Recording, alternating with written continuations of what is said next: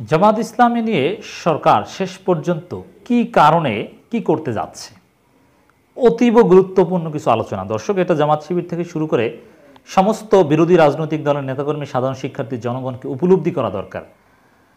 কারণ স্পষ্ট, সরকার যে জামাত ইসলামীকে নিষিদ্ধ করার সিদ্ধান্ত নিয়েছে, দু একদিনের মধ্যে যে সিদ্ধান্ত কার্যকর করতে পারে বলে তারা বলছে, এটা মূলত এই সাম্প্রতিক জনগণের যে গণ আন্দোলন, শিক্ষার্থীদের যে আন্দোলন ৯ দফা দাবিতে, এটাকে দমন করা, এটাকে ভিন্ন খাতে নেওয়ার একটা কৌশল।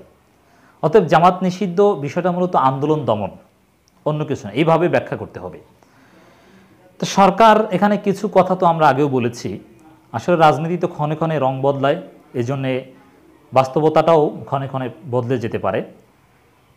অতীতে জামাত নিষিদ্ধের বিষয়টা বারবার আসলেও সরকার নিষিদ্ধ করেনি, কিন্তু এবার আসলেই কেন নিষিদ্ধ করতে যাচ্ছে, এর কারণটা কি, সরকার কি অর্জন করতে চায়? আমরা তো এতদিন বলতাম এবং সবাই বলতো সরকারের মূল ন্যারেটিভই হচ্ছে জামাত শিবির, যে কোনো কিছু ঘটলেই জামাত শিবির ট্যাগ দেওয়া, যে অমুকে জামাত অমুকে শিবির, অতএব ধরো মারো, এই করো সেই করো। কিন্তু জামাত নিষিদ্ধ করলে সেই কথা বলার তো আর সুযোগ থাকে না। বরং জামাতেরও তো অনেকে চায় যে জামাত নিষিদ্ধ হোক, তারপরে তারা আলাদা দল করুক, ক্ষমতায় আসতে সুবিধা হবে। না হলে জামাত নিজেরা নিজেদেরকে সংস্কার করতে পারছিল না। তাহলে সরকার কি কারণে শেষ পর্যন্ত জামাত নিষিদ্ধ করতে যাচ্ছে, আসল ঘটনাটা কি? দর্শক, প্রথমে বলবো যে সরকার আসলেই জামাত নিষিদ্ধ এবার করতে চায়, ইটস ট্রু। কেন? এক নম্বর কারণ, আন্দোলন দমন করতে চায়। সরকার চায়, এতদিন যে ট্যাগগুলো দিয়েছে, কারণটা কি? যে কিছু ঘটলেই জামাত শিবির। রানা প্লাজা ধসে পড়েছে কি জন্য? জামাত শিবির। কোটা সংস্কার আন্দোলন কারা করেছে? সব জামাত শিবির। বিশ্ববিদ্যালয়গুলো দখল করেছে কারা? জামাত শিবির। শিবির, বিএনপির মদদে সব শিবির, এই তো। এখন এই ট্যাগগুলোতে কিন্তু এইবার কোটা সংস্কার আন্দোলনকে ঘিরে এই ট্যাগগুলো সম্পূর্ণ অকার্যকর হয়ে গিয়েছে। জামাত শিবির বা রাজাকারের নাতিপুতনি ট্যাগ দিয়ে ঢাকা বিশ্ববিদ্যালয় স্লোগান হয়েছে, তুমি কে আমি কে, রাজাকার রাজাকার। আওয়ামী লীগ অত্যন্ত মেধাবী দল, তারা দেখেছে যে যতই ট্যাগ দিই, যতই জিকির করি, সব কিছুর পেছনে জামাত শিবির, এতে কোনো কাজ হচ্ছে না। সাধারণ শিক্ষার্থীরা এতে মোটেও এই ট্যাগে চুপ করে থাকছে না, বরং তারা তাদের কাজ করে যাচ্ছে। এর মানে আওয়ামী লীগের ট্যাগ ব্যর্থ। এই পরিস্থিতিতে সরকার নতুন বয়ান হাজির করার জন্য জামাতকে নিষিদ্ধ করতে যাচ্ছে। এখন বলবে যে এরা নিষিদ্ধ, এখন বলা না, এখন বয়ান টয়ান দরকার নেই, যে সরাসরি যাকেই সরকার নির্যাতন করতে যাবে, তার যে প্রতিপক্ষকে দমন করতে চাইবে, তাকে জামাত বা শিবির ট্যাগ দিয়ে ইচ্ছামতো নির্যাতন করবে। তারপর বলবে তো নিষিদ্ধ সংগঠনের লোক। বুঝতে পেরেছেন? সরকার এই কারণে জামাতকে নিষিদ্ধ করতে যাচ্ছে, কোনো বয়ান না। বয়ান ব্যর্থ, এখন বয়ান দিয়ে সরকারের কাজ হবে না, কোনো ন্যারেটিভ নাই, এখন হচ্ছে নির্যাতনের ইনস্ট্রুমেন্ট।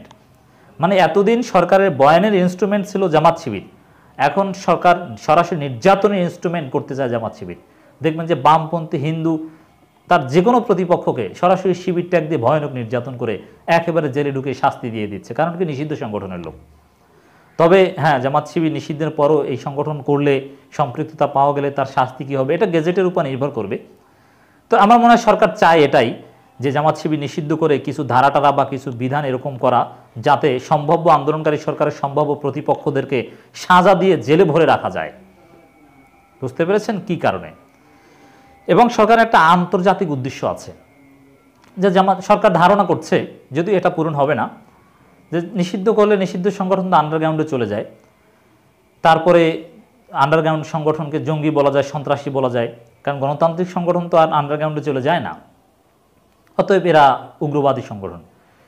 তো এভাবে জামাত শিবির ট্যাগ দিয়ে উগ্রবাদী সংগঠন প্রমাণ করে, বা উগ্রবাদী আছে, আন্ডারগ্রাউন্ড বড় দল আছে, তারা অনেক শক্তিশালী, তাদের দমন করার জন্য আওয়ামী লীগের বিকল্প নাই। এই আন্ডারগ্রাউন্ড শক্তি আরও জোরালো হতে পারে আওয়ামী লীগের পতন হলে, এইসব কথাবার্তা বলে আন্তর্জাতিক বিভিন্ন গোষ্ঠীর সমর্থন পাওয়ার একটা চেষ্টা বা একটা উদ্দেশ্য সরকারের আছে, যেহেতু সরকার এখন অনেকটা বন্ধুহীন হয়ে যাচ্ছে। কিন্তু পশ্চিমাদের মাধ্যমে এটা সম্ভব হবে না।